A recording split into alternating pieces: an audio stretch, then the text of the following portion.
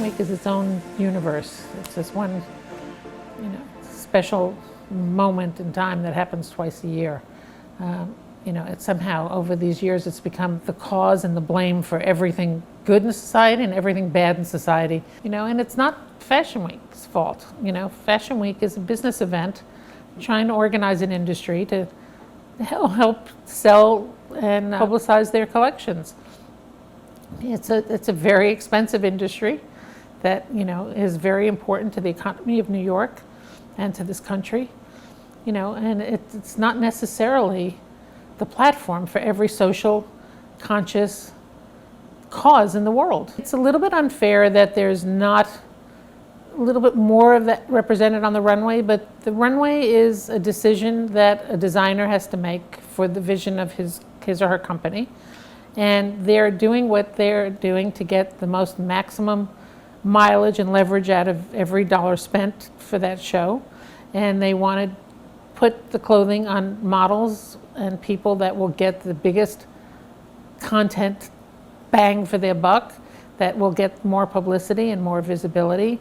They should be more cognizant of who their customers are, since it's more of a consumer-driven publicity campaign now than ever before. They all should be doing collections that run up to way more bigger sizes than an 8. I think that's such a missed opportunity in our industry. There's room for everything, but you have to find a designer with a collection and a point of view where it makes sense and isn't forced where it's natural. I think it's important for people to understand that it really, to me, it has nothing to do that we don't want the girls. It's just the process is quite hard and totally different than what an average person at home sees. They see, oh, we're just not showing girls on the runway. I don't always think it's that case. For it to be a real change on the runway, we would have to have some type of process where there's more girls available that are here, like if you're showing in New York, that are available for a fitting at different times, because sometimes we see a girl for 1 hour. We try her on a bunch of different things and hope it works out. Whereas with a shape, with you have body, sometimes you have to have 2 or 3 fittings. Like, it just is what it is because of the process. We're not sure. Maybe the dart needs to be lowered, and all of those things take work. There's quite a limited amount of girls that are in this business that can walk, that would want to do a show. I don't know. There's maybe 5. Our biggest obstacles we overcome. I think we're still overcoming them. We're still trying to not be called plus, not be defined by our size, even our race. We don't need to be a model. We don't need to be Julie the model. We are just like everybody else. Like, we are models. That is our profession. Yes. And there's no difference between us and a skinnier girl or an in-between girl or a bigger girl. Like, we are all here representing diverse bodies, diverse healthy bodies. And although that's been like a huge thing that we've had to overcome, I really truly believe that we have more than halfway overcome it.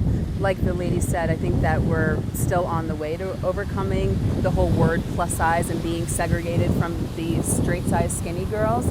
But I think right now we're in a place where we're not completely like pushed out of editorials or opportunities to be in major campaigns.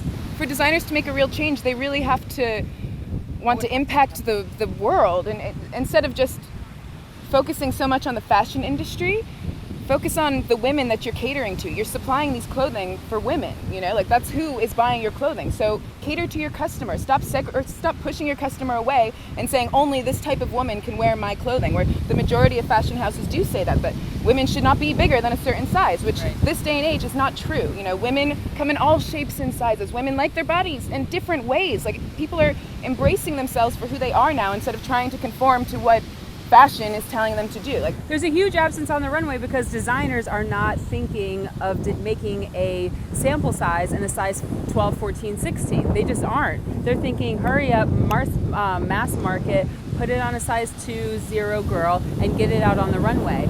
And I think when a designer actually sits down and thinks of a woman that he wants to have as a very curvy woman, and he's designing for her, he's going to then choose to put her on the runway.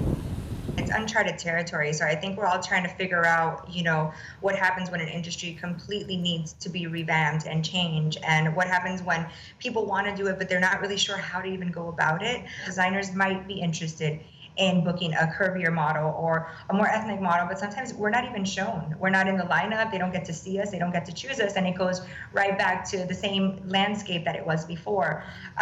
We found that this year was, the first year that we really tested including a plus size show package where all the curvy girls were included. And we did great. We're treading lightly on an industry that's been set in stone for so long. And I think that, as a curvy, not super tall, also Latina woman, it's been a challenge that I'm really ready for and geared up to continue.